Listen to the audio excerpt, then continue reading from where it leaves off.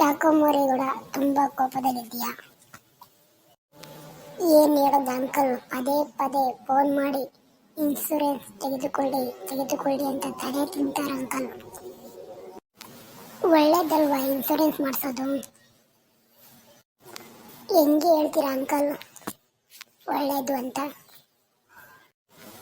ಮರಿಗೌಡ, ನೀನು ಡೈಲಿ ಬೈಕಿನಲ್ಲಿ ಕೆಲಸಕ್ಕೆ ಹೋಗ್ತೀಯ ತಾನೆ?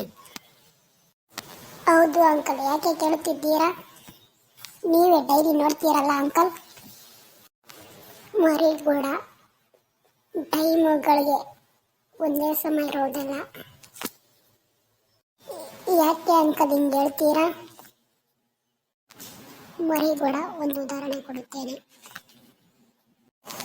ಒಂದು ವೇಳೆ ಬೈಕಿನಲ್ಲಿ ಹೋಗುವಾಗ ಅಪಘಾತ ಆಗಿ ಆಸ್ಪತ್ರೆ ಸೇರಿಕೊಂಡರೆ ಚಿಕಿತ್ಸೆಗೆ ಲಕ್ಷಾಂತರ ರೂಪಾಯಿ ಖರ್ಚಾಗುತ್ತದೆ ಅಲ್ವಾ? ಹೌದು ಅಂಕಲ್. ಮರಿಗೌಡ, ಇನ್ಸೂರೆನ್ಸ್ ಇದ್ದಿದ್ರೆ 80% ಹಣ ಉಳಿತಿತ್ತು ಅಲ್ವಾ? ಹೌದು ಅಂಕಲ್.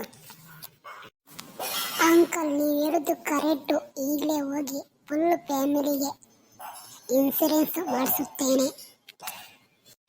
ಮರಿಗೌಡ, ಇನ್ಸೂರೆನ್ಸ್ ಜೊತೆಗೆ ಇನ್ನೊಂದು ಇನ್ಸೂರೆನ್ಸ್ ಮಾಡಿಸ್ಕೊ. ಮತ್ತೆ ಯಾವ ಇನ್ಸೂರೆನ್ಸ್ ಅಂಕಲ್? ಮರಿಗೌಡ, 25 ಲಕ್ಷದವರೆಗೂ ಒಂದು ಇನ್ಸೂರೆನ್ಸ್ ತೆಗೆದುಕೋ. ಒಂದು ವೇಳೆ ಅಪಘಾತದಲ್ಲಿ ಮೃತಪಟ್ಟರೆ 25 ಲಕ್ಷ ನಿಮ್ಮ ಕುಟುಂಬಕ್ಕೆ ಆಸರೆ ಆಗುತ್ತದೆ, ನೆರವಾಗುತ್ತದೆ. ಹೌದು ಅಂಕಲ್, ನೀವು ಹೇಳೋದು ಕರೆಕ್ಟು. ಯಾವ ಕಂಪ್ನಿ ಇನ್ಸೂರೆನ್ಸ್ ತೆಗೆದುಕೊಳ್ಳಬೇಕು ಹೇಳಿ ಅಂಕಲ್. ಮರಿಗೌಡ, 4 ಜನನ ಕೇಳಿ ಒಳ್ಳೆ ಕಂಪ್ನಿಯಲ್ಲಿ ಇನ್ಸೂರೆನ್ಸ್ ಮಾಡಿಸ್ಕೊ. ಸರಿ ಅಂಕಲ್, ಬರುತ್ತೇನೆ. ಇರು ಮರಿಗೌಡ, ಒಂದು ಮಾತು ಹೇಳುತ್ತೇನೆ. ಮತ್ತೆ ಏನು ಅಂಕಲ್? ಮರಿಗೌಡ, ದಿನ ಬೆಳಗ್ಗೆ ಬೈಕಿನಲ್ಲಿ ಕೆಲಸಕ್ಕೆ ಹೋಗುವರು, ಎಲ್ಲೊಬ್ಬರು ಲಾರಿ, ಕಾರು, ಆಟೋ ಚಾಲಕರು.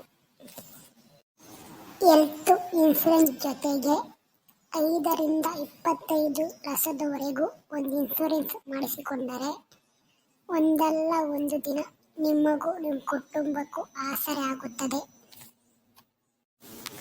ನಿಜ ಅಂಕಲ್.